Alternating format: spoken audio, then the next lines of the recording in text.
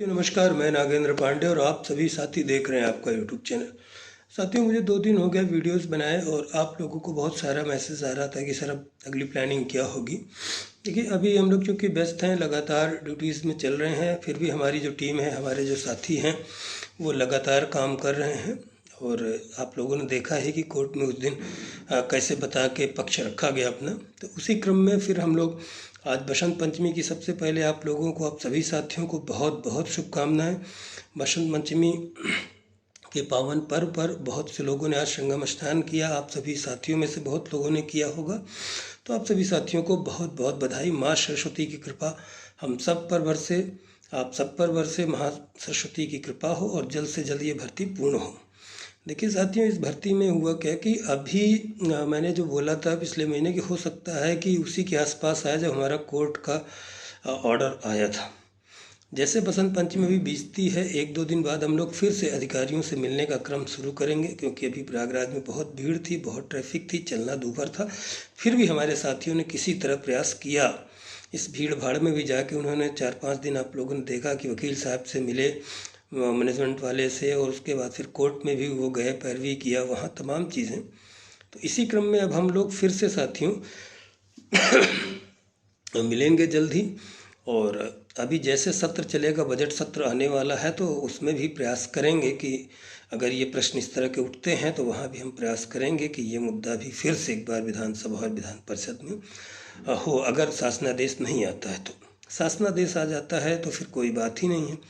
और आशा करते हैं कि इस महीने में निश्चित रूप से फरवरी में आ जाए शासनादेश। उसके लिए लगातार हमारी टीम और हम लोग प्रयास कर रहे हैं। देखते हैं, समय मिलेगा। अभी माननीय मुख्यमंत्री जी भी जगह जगह आप लोग सुन रहे हैं कि भीड़ है, इस वजह से वो भी व्यस्त हैं। देख रहे हैं अयोध्या में, काशी में और प्रयागराज में लगातार भीड़ की वजह से समीक्षा चल रही है। लगातार प्रयागराज माननीय मुख्यमंत्री जी आ रहे हैं, उनका भी बहुत व्यस्त शेड्यूल है।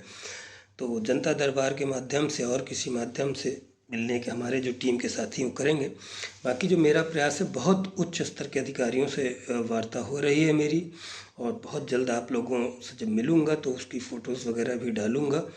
और लेकिन भर्ती के लिए हमारा प्रयास अब हो। देखिए, रिज़ल्ट की हम लोग परवाह नहीं करते, रिज़ल्ट तो ऊपर वाला देता है। कर्मण्येवाधिकारस्ते मा फलेषु कदाचन मेरा टैगलाइन है। मैं अपने हमेशा कर्म करने में विश्वास करता हूँ, और रिज़ल्ट आए या ना आए वो तो हमारे हाथ में नहीं है।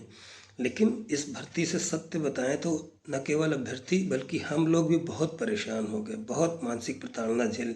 इतना तो कभी हम लोगों ने सपने में भी कल्पना नहीं किया था कि इस तरह की ये भर्ती इतना टाइम लग जाएगा।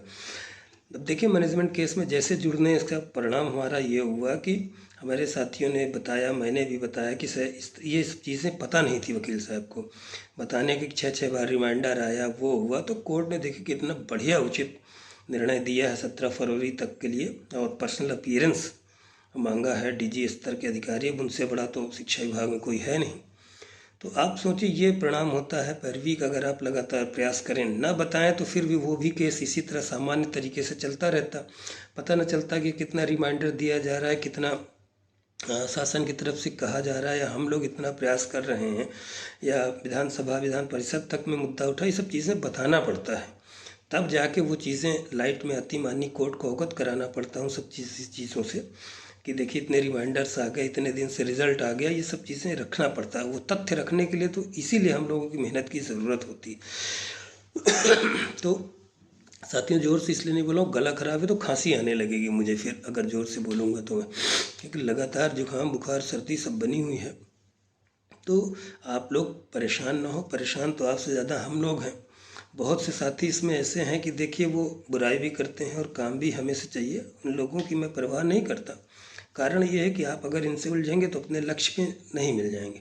और कोई हम लोगों के लिए इतना कुछ वो तो है नहीं कि हम ही लोग रिस्पॉन्सिबल हैं। भाई, आप भी प्रयास कर सकते हैं। जिसको लगता है गलत है, झूठ है, वो रिव्यूज़ है, ये है, वो है, तमाम तरह की जो बातें करते हैं। तो यही साथियों आपको कहना चाहूँगा कि आप लोग अपने स्तर से भी प्रयास करते रहें, सबसे ज्ञापन आदि का जो प्रबंध देते रहें आप लोग। और हमारी टीम तो प्रयास कर ही रही है। हम लोग फिर 1-2 दिन अभी बीत जाए, फिर से अधिकारियों से मिलने का क्रम, बाकी और चीज़ें जो आप लोग कह रहे हैं लखनऊ आदि में, वो सब करने का प्रयास कीजिए आप लोग। और मेरा भी सहयोग भी रहेगा, जो भी मैं भी उपस्थित रहने का प्रयास करूँगा छुट्टी लेके। तो ये सब किया जाएगा। अभी माघ मेले की वजह से जो महाकुंभ का पर्व था 144, इसकी वजह से बहुत व्यस्तता थी। अब 2-4 दिन में हम लोग खाली होने वाले थे। पूरी अपनी तन्मयता से, पूरी अपनी जोश से, पूरे होश से, आप सभी साथियों के सहयोग से फिर से प्रयास किया जाएगा और इसी महीने में शासनादेश जारी करवाया जाएगा। तो ठीक है साथियों, चैनल को ज़रूर आप लोग सब्सक्राइब करें और लाइक करें, जिससे लगातार आपकी संख्या बढ़े और हम लोगों का दबाव और उचित तरीके से पड़े। तो ठीक है साथियों, नमस्कार, जय हिंद, जय भारत।